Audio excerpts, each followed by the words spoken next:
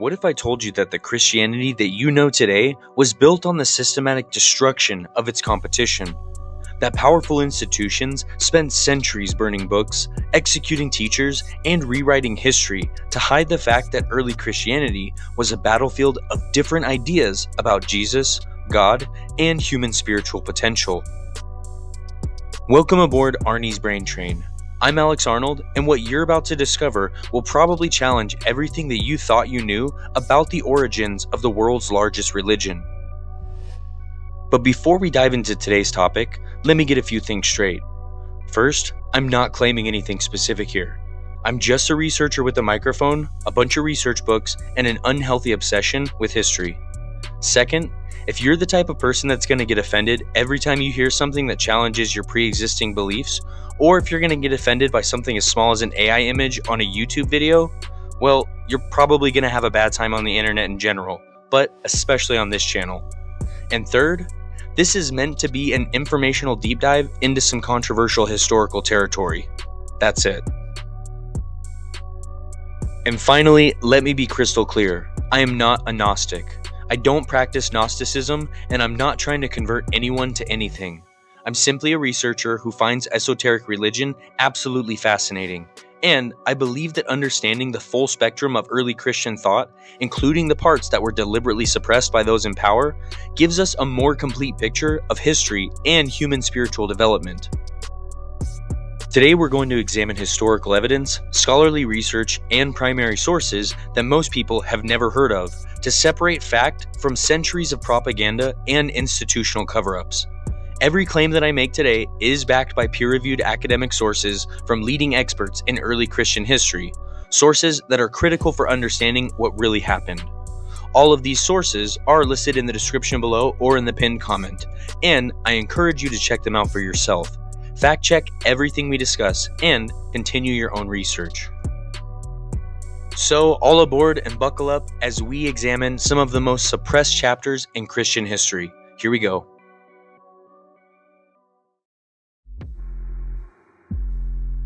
Before we dive into the specific lies, let's talk about why this matters to you, whether you're Christian, atheist, or anything in between. Understanding how historical narratives are constructed and maintained isn't just academic exercise. It's a crucial skill for navigating our modern information landscape. Now, if you're familiar with my channel, you hear me talk about this all the time, that the same techniques used to suppress and misrepresent early Christian diversity are still being used today in politics, science, and social movements. When you learn to recognize these patterns in historical contexts, you develop what I call propaganda immunity. The ability to spot when someone is trying to control the narrative rather than present the full truth. Plus, the early Christian groups that we're going to discuss were asking some genuinely profound questions about the nature of reality, consciousness, and human spiritual potential that are surprisingly relevant to modern discussions in neuroscience, quantum physics, and psychology. Whether you agree with their answers or not, their questions are worth considering. And here's something that might surprise you. Many ideas that we take for granted in modern spirituality, the concept of inner divine spark, direct personal spiritual experience, the idea that organized religion might not have all the answers, these concepts have deep roots in the early Christian movements that were systematically eliminated by those who gained political power.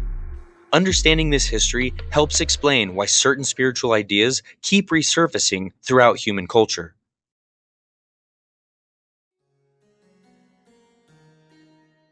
Okay, let's start with the first major lie, that alternative Christian groups like the Gnostics weren't real Christians. This is historical revisionism at its finest, and it's been so successful that most people don't even question it. But when you look at the evidence, this claim falls apart. Here's what actually happened. In the 1st and 2nd century CE, Christianity wasn't one unified religion. It was a collection of diverse communities with wildly different interpretations of Jesus' teachings. According to scholar Bart Ehrman's research in Lost Christianities, there were Jewish Christians, Gentile Christians, Ebionite Christians, Marcionite Christians, and yes, Gnostic Christians, all claiming to follow the true path of Jesus. Groups like the Gnostics didn't see themselves as heretics or outsiders. They saw themselves as the ones who truly understood Jesus' secret teachings. Groups like the Valentinians, founded by Valentinus, who was actually considered for the Bishop of Rome around 143 CE, had sophisticated theological systems and thriving communities throughout the Roman Empire. So when did they stop being real Christians? When the Proto-Orthodox faction, the group that eventually became the Roman Catholic Church, gained political power and started writing the history books. It's that simple. The winners wrote history, and they wrote the Gnostics out of it. Think about it. If your neighbor practices a different version of Christianity than you, but both of you believe that Jesus is divine and follow his teachings, who gets to decide which one of you is the real Christian? The answer is whoever has the bigger army. And after Emperor Constantine, that was the Orthodox faction.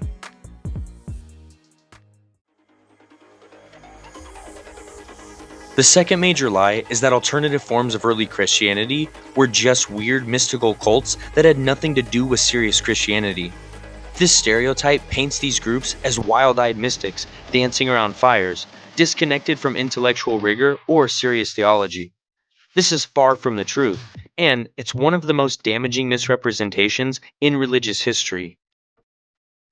Alternative forms of early Christianity were extremely sophisticated. These weren't anti-intellectual mystics. These were some of the most educated, philosophically rigorous thinkers of their time. According to Elaine Pagels' groundbreaking work, The Gnostic Gospels, many teachers in these movements were trained in Greek philosophy, Jewish theology, Christian doctrine, and the mystery religions of the ancient world. They were synthesizing multiple intellectual traditions into complex theological systems. Take Valentinus again. This guy developed a cosmological system so intricate and detailed that it makes modern theology look simple by comparison. He described multiple levels of divine emanation, complex interactions between spiritual and material realms, and sophisticated psychological theories about human consciousness and spiritual development. His system was so intellectually compelling that it attracted followers for centuries. Or consider Basilides, another major Gnostic teacher who wrote a 24-volume commentary on the Gospels. That's longer than most modern theological libraries. These weren't people who rejected learning and scholarship. They were the scholars of their time. The Gospel of Thomas, discovered in Nag Hammadi, provides another perfect example.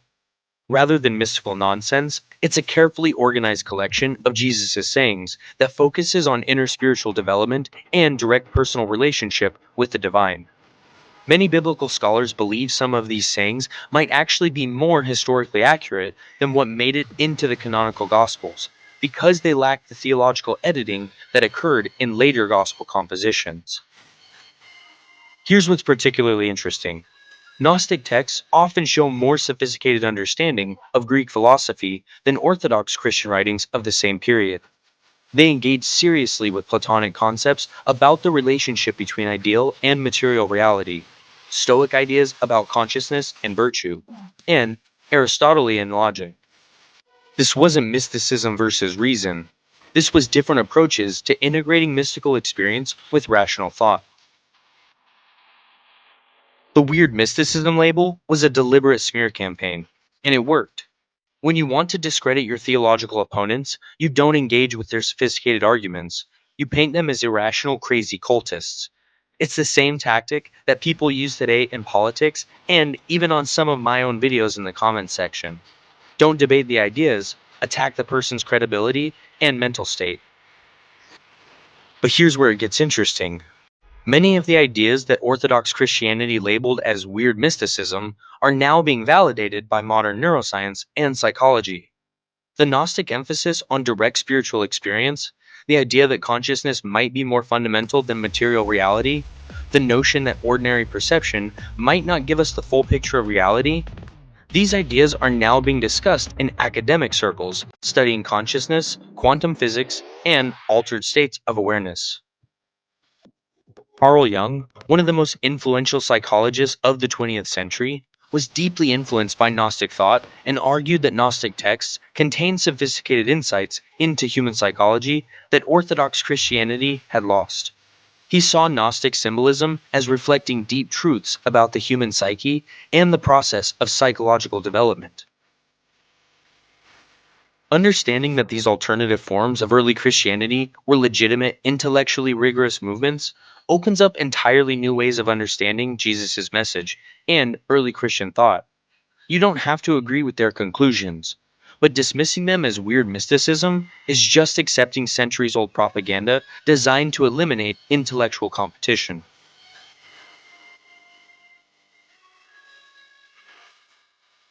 Now, I do want to pause here for just a second and check in. If you're finding this information eye-opening or challenging your assumptions about early Christianity, drop a comment and let me know. Are you surprised by how sophisticated and intellectually rigorous these alternative Christian movements actually were? Or maybe you're thinking about other historical topics where the winners might have written a very one-sided version of events. This is exactly the kind of critical thinking that we're trying to develop here on Arnie's Brain Train. History is rarely as simple as we're taught in school, and the stories that we tell about the past are often shaped by more political convenience than by actual evidence. Now, speaking of evidence, let's dive into our third major lie, which might be the most persistent and psychologically damaging misrepresentation of all.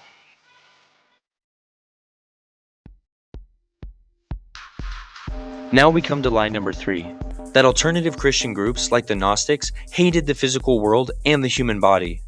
This is probably the most damaging misrepresentation of these movements, and it's had consequences for how we understand the relationship between spirituality and physical existence. The standard story goes like this. These groups were dualists who saw the material world as evil, rejected physical pleasure, hated their bodies, and wanted to escape physical existence entirely.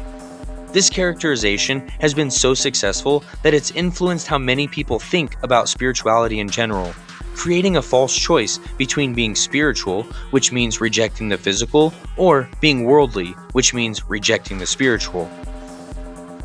But here's what the evidence actually shows. Yes, many texts from these groups talk about the material world being created by a lesser deity called the demiurge. But this wasn't about hating physical existence. It was about understanding the difference between ultimate spiritual reality and the flawed temporary nature of material existence. According to Michael Williams' research in Rethinking Gnosticism, the critique of the material world found in these movements was actually much more nuanced and philosophically sophisticated than the world-hating stereotype suggests. Many of these groups lived normal lives, had families, engaged in business, participated in their communities, and enjoyed physical pleasures. They weren't hiding in caves rejecting all material existence. The confusion comes from conflating these movements with extreme ascetic groups. Yes, some practiced asceticism, but so did many Orthodox Christians. Ever heard of the Desert Fathers? These Orthodox Christian monks literally fled to the desert to escape the physical world, practiced extreme self-denial, and saw physical pleasure as spiritually dangerous. Yet somehow, they don't get labeled as world-hating in the same way. Here's the real difference. Many in these movements believed that the physical world, while not evil in itself, was kind of like a prison or illusion that trapped divine sparks of consciousness. Liberation came through gnosis, direct knowledge of your true spiritual nature. But this didn't necessarily mean rejecting physical existence. It meant understanding its proper place in the larger cosmic order. Think of it like this. If you're watching a really immersive movie and you get completely absorbed in it, recognizing that it's just a movie doesn't mean that you hate movies or think that they're evil. It just means that you understand the difference between the movie and reality. Many Gnostic groups had a similar perspective on material existence. It's real and can be enjoyed, but it's not the ultimate reality. And here's something worth noting. This perspective might actually be more scientifically accurate than Orthodox Christianity. Modern physics tells us that what we perceive as solid matter is mostly empty space, that our senses give us a limited picture of reality, and that consciousness might be more fundamental than physical matter. Quantum mechanics suggests that the observer plays a role in determining physical reality. These early Christian thinkers were asking questions about the relationship between consciousness and material reality that modern science is still trying to answer. Some texts from these movements even suggest that the goal isn't to escape the physical world, but to transform it through spiritual understanding. The Gospel of Philip, for example, talks about the resurrection not as escape from the body, but as the transformation of the physical into something spiritual while still maintaining physical existence. There were actually different attitudes toward the physical world within these movements. Some groups were more ascetic, others were more libertarian, believing that since the material world wasn't ultimately real, physical actions didn't have ultimate spiritual consequences. And still others sought a middle path of engagement with the world while maintaining spiritual perspective. You see this pattern of misrepresentation over and over again, where theological opponents have always used straw man arguments to discredit ideas that they can't effectively counter. When you can't defeat someone's actual position, you create a caricature of their position and defeat that instead. It's a pattern that repeats itself through history and continues today in political, religious, scientific, and even YouTube debates. But also, the perspective found in these movements on the relationship between spiritual and physical reality offers valuable insights for anyone trying to navigate modern life. How do you pursue material success and physical pleasure while maintaining spiritual awareness? How do you engage with the world without being completely absorbed in it? These are questions that these early Christian thinkers were exploring 2,000 years ago, and their insights might be helpful for modern spiritual seekers regardless of their specific religious beliefs.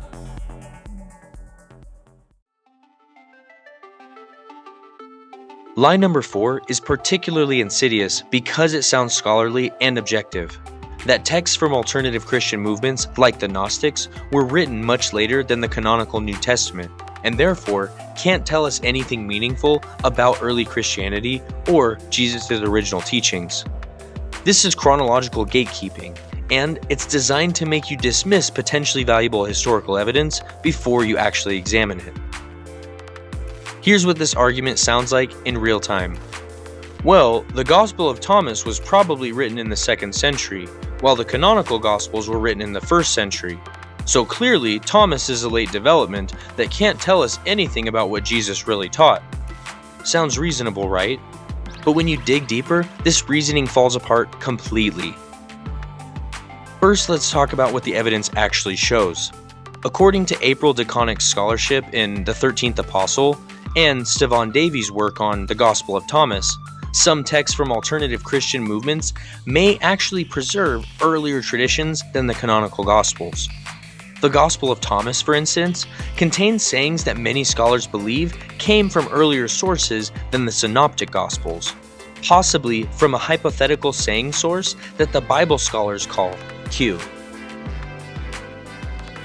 But really, here's the important part. Even when texts from these movements were composed in the 2nd and 3rd centuries, so what? Most of the New Testament wasn't finalized until the 4th century.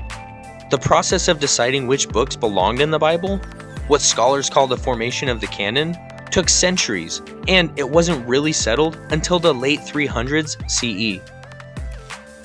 Let me give you some specific examples. The Gospel of John, which contains some of the most mystical passages in the canonical Bible, all that stuff about light versus darkness, Jesus as the divine word, spiritual versus physical birth, was probably written around 90 to 100 CE. That puts it right in the same time period as many texts from alternative Christian movements. Some scholars even argue that John's Gospel was influenced by early mystical Christian ideas, or that both John and these alternative groups were drawing from similar theological traditions. Here's the dirty little secret that biblical scholars don't always advertise. The dating game is often used to dismiss inconvenient evidence.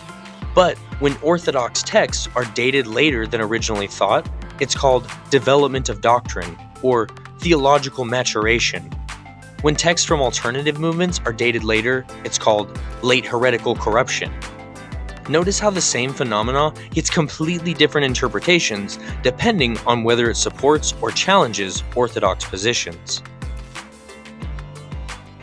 The Nag Hammadi discovery in 1945 completely revolutionized our understanding of this timeline. These Coptic manuscripts, buried around 350 to 400 CE by monks who were probably trying to save them from destruction, preserved texts that were clearly circulating much earlier.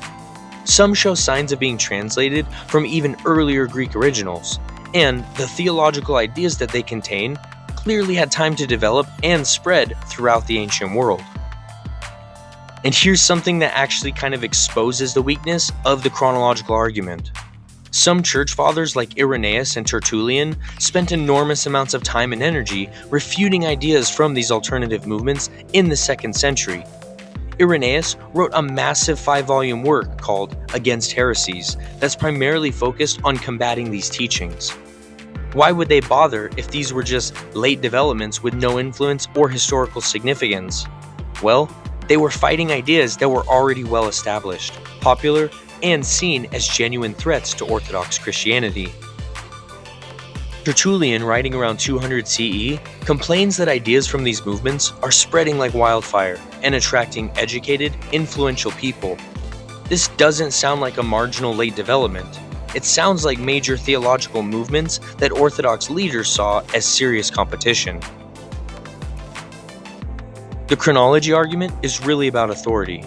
If you can prove your texts are older, you can claim they're more authentic and authoritative.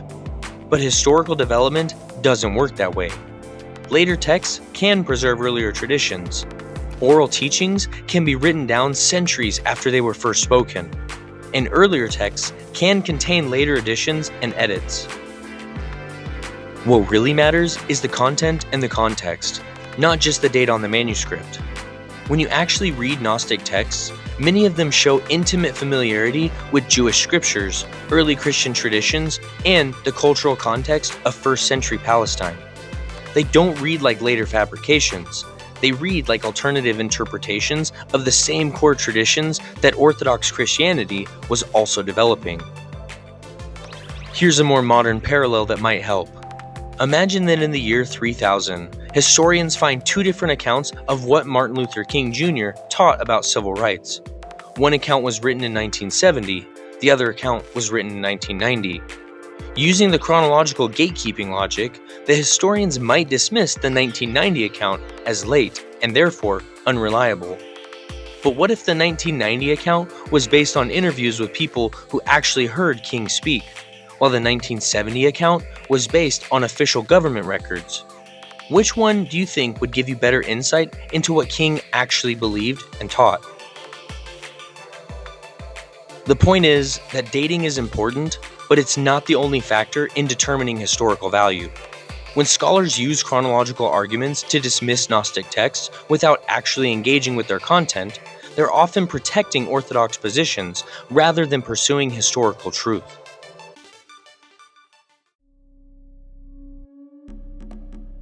Our final lie might be the most appealing psychologically, that alternative Christian movements like Gnosticism died out naturally because they were somehow inferior, impractical, or wrong compared to Orthodox Christianity. This is survivorship bias masquerading as historical analysis, and it's designed to make you think that whatever succeeded historically must have succeeded because it was superior. This argument sounds compelling because it appeals to our natural tendency to assume that winners deserve to win. It goes like this. If these alternative forms of Christianity were really better or more accurate than Orthodox Christianity, wouldn't they have survived and thrived? The fact that they disappeared shows that there must have been something fundamentally wrong or flawed about them. But when you actually take a look at what happened historically, this argument falls apart. These alternative movements didn't die out because of intellectual weakness or spiritual inadequacy. They were systematically destroyed through political persecution, legal prohibition, and state-sponsored violence. Here's what actually happened. According to Karen King's research in What is Gnosticism and other historical sources, once Christianity became the official religion of the Roman Empire under Constantine in the early 4th century, books from these alternative movements were ordered to be burned. Their teachers were exiled or executed, and their communities were disbanded by imperial force. This wasn't a marketplace of ideas where the best theology won. This was ideological genocide. The Theodosian Code from the late 4th century specifically outlawed heretical Christian groups and ordered the destruction of their texts. We're talking about state-sponsored religious persecution backed by the full power of the Roman military. Imagine if the US government declared Buddhism illegal tomorrow, ordered all Buddhist books to be burned, and started arresting Buddhist teachers. Would Buddhism's subsequent decline in America prove that Christianity was theologically superior? Of course not. But here's what's cool. Ideas from these movements didn't really die. They went underground and re-emerged throughout history in various forms. The Cathars in medieval France, who were eventually wiped out in a brutal crusade, held beliefs that were remarkably similar to ancient teachings from these alternative Christian movements. The Bogomils in Bulgaria, various mystical traditions within Christianity, Judaism, and Islam, and even some Protestant reformers drew on ideas that had clear roots in these suppressed traditions. During the Renaissance, scholars rediscovered Hermetic texts that contained ideas influenced by these movements, and they had a major impact on thinkers like Marsilio Ficino and Giovanni Pico della Mirandola. The European magical traditions, alchemy, and early scientific revolution all show traces of influence from these suppressed Christian traditions. In the modern era, we see renewed interest in these alternative forms of early Christianity from people seeking more direct personal experiences that don't depend entirely on institutional authority. Carl Jung, the famous psychologist, was deeply influenced by these traditions and saw them as psychologically sophisticated in ways that Orthodox Christianity had lost. He argued that texts from these movements contain profound insights into the human psyche and the process of individuation. Contemporary scholars like Elaine Pagels, Marvin Meyer, and April DeConnick have shown how texts from these movements offer valuable insights into early Christian diversity and alternative approaches to spirituality that might be more relevant to modern seekers than traditional Orthodox theology. Many ideas that are now mainstream in the spiritual and psychological circles have deep roots in these suppressed traditions. The concept that everyone has an inner divine spark, the idea that direct personal spiritual experience is more important than institutional authority, the notion that organized religion might not have all the answers, the belief that consciousness and spirituality are fundamental aspects of reality. These ideas show up repeatedly in New Age spirituality, transpersonal psychology, and even in some interpretations of quantum physics. So why does this matter to you? Well, it demonstrates how power structures shape what we consider truth throughout history. The ideas that survive aren't necessarily the best ideas. They're often just the ideas held by people with the most political and military power. Understanding this pattern helps you think more critically about what you're told is settled or orthodox in any field, not just religion. Think about how many revolutionary scientific ideas were initially rejected by established institutions.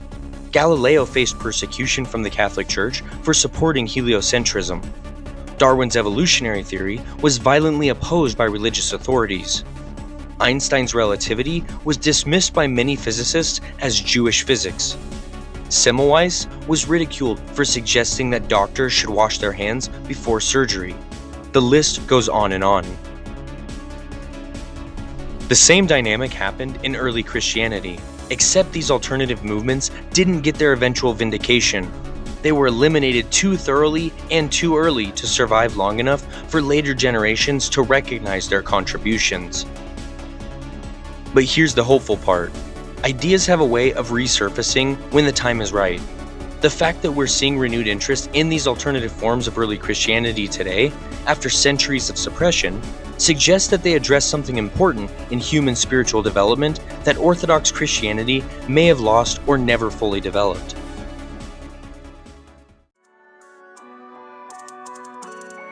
Alright, now let's go ahead and stick our head in the punch bowl and ask ourselves, why should any of this matter to someone living in 2025?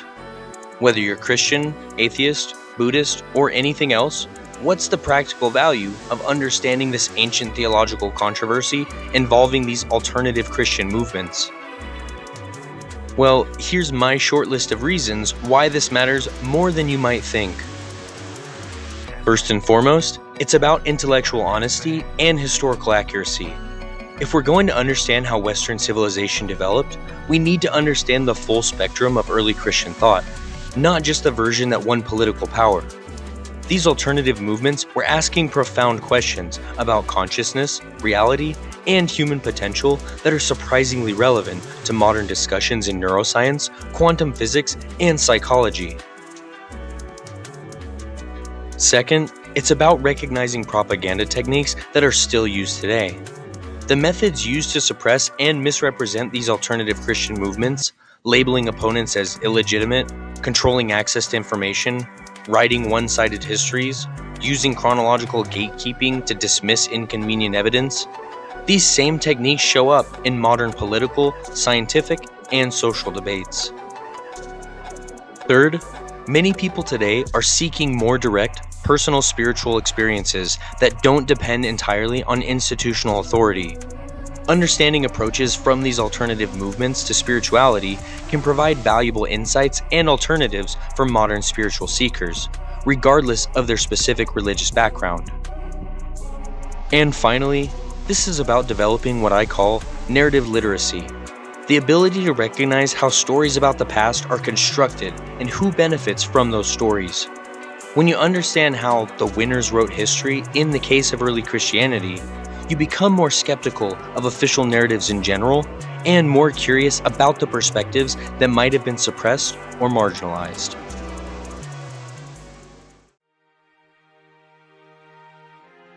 Well, let's go ahead and give the brain train a park at the station for today and recap what we've learned today. Each of these 5 lies serves the same function. They protect the narrative that Orthodox Christianity was always the correct, natural, and inevitable form of the faith. But when you strip away the propaganda, what you find is that early Christianity was incredibly diverse, intellectually vibrant, and full of competing interpretations of Jesus' message. These alternative Christian movements weren't fake Christians. They were legitimate participants in early Christian development who happened to lose the political power struggle. They weren't weird cultists. They were sophisticated theologians asking profound questions about the nature of reality, consciousness, and spiritual liberation. They weren't world-hating ascetics. They were exploring the relationship between material and spiritual existence in ways that might actually be more compatible with modern science than traditional theology. Their texts weren't late corruptions. Many preserve early traditions and offer insights into how the first Christians understood Jesus' teachings. And they didn't disappear because they were wrong. They were eliminated through systematic persecution by the faction that gained political and military power.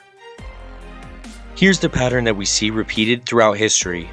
Those in power write the history books, and they write them to justify their own authority and delegitimize their competitors. The heretics are always portrayed as dangerous, weird, illegitimate, or intellectually inferior. But when you dig into the actual evidence, you often find that the so-called heretics were asking better questions and offering more nuanced answers than the orthodox positions. All of this matters because understanding how narratives are constructed and maintained gives you the tools to think critically about the information that you receive in any context.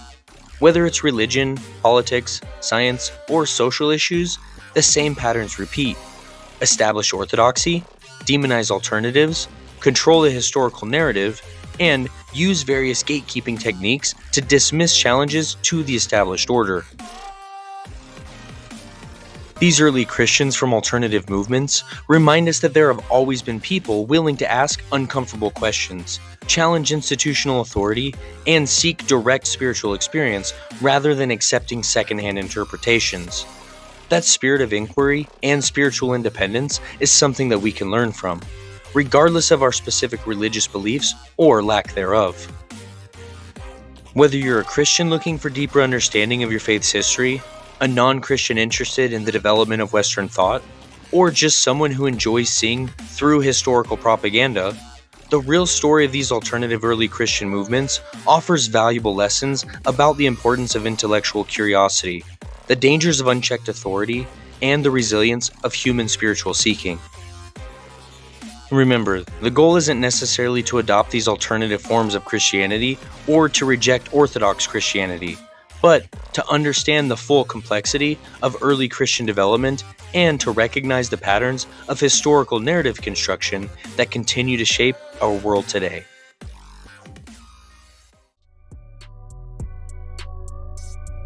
And that wraps up our examination of the 5 biggest lies about early Christianity that they don't want you to know.